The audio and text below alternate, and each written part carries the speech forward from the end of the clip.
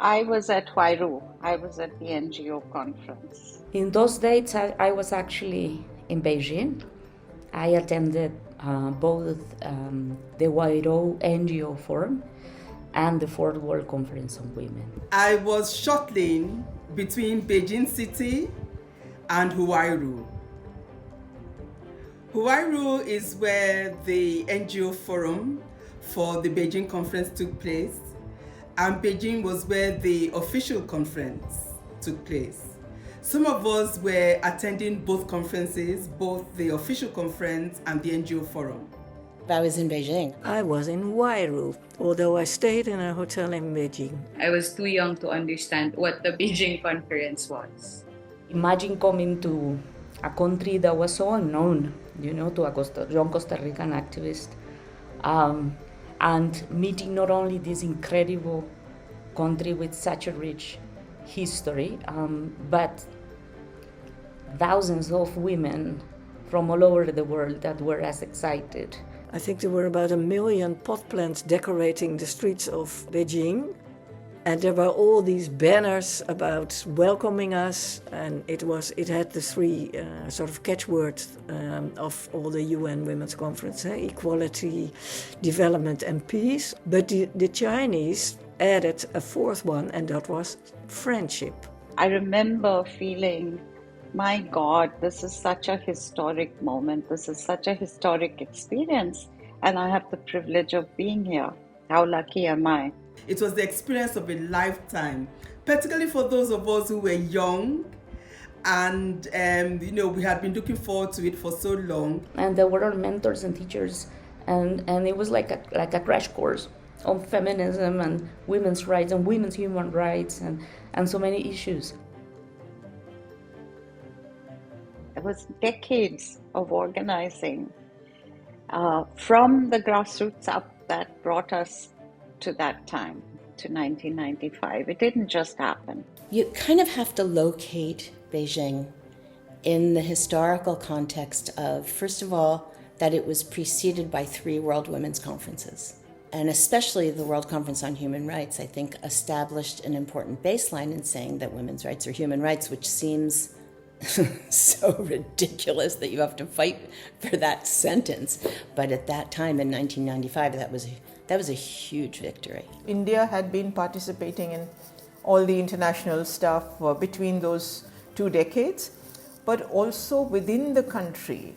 In every state, there were committees set up of women who were involved in the women's movement, who met, brought their concerns together, produced papers, issues of journals, and in the end, who got together and basically selected, nominated, chose, volunteered the women who actually went to Beijing.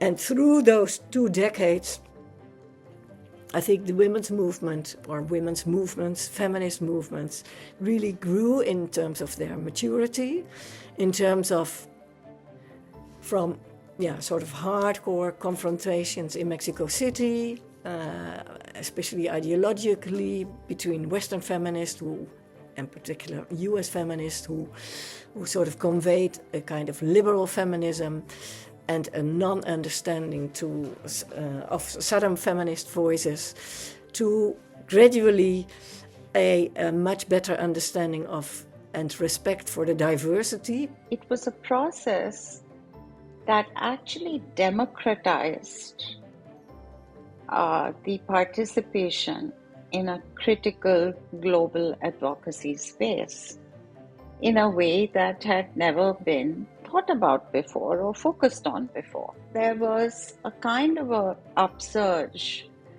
from various parts of the country that said, no, what's going to happen is the usual, the donors will talk to their favorites, the organizations they fund, and they'll send a bunch of their people.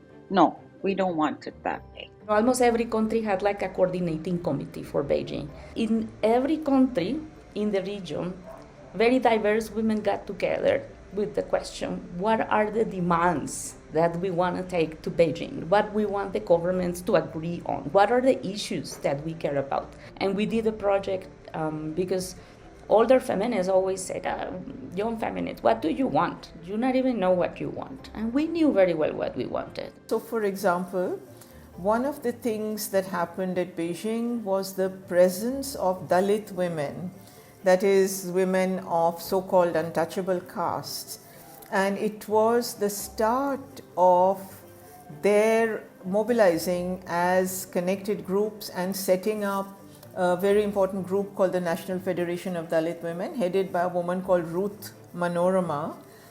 And Beijing was for them a key moment where they could assert their identity as both part of and separate from the mainstream of the women's movement in India. And this happened because Dalit groups across the country got together in this process of preparing for Beijing. And of course, the power differentials were at the table too. There were some voices that had stronger weight than others. There were some realities that had more visibility than others. Because I think that Beijing shows the power of diversity, but it also showed the challenges that we have to really ensure that that diversity brings us together. Even though the Beijing Platform for Action, it's not a treaty, which means it's non-binding, no? It became a platform for promoting public policy at the national and regional level and also at the global level. It's a tool, of course, with the limitation of any tool. Of course, it's not as comprehensive as we would like it to be, but at the very least, we could turn to the Beijing document for advocacy and also to push for better legislation in our country. It fueled a lot of mobilizing and organizing at local level. We still need to go back to that. A lot of networks and organizations were created at that time. The defenders of land and territory, all the movements that are resisting extractivists and the capitalism by dispossession agendas, the movements against genocide and militarization, the movements related to climate justice and that are trying to protect Mother Earth. All of those movements have very strong feminist leadership. So feminism is not only the movement that is pushing for the specific demands related to women, but it's also the feminists that are leading many other struggles.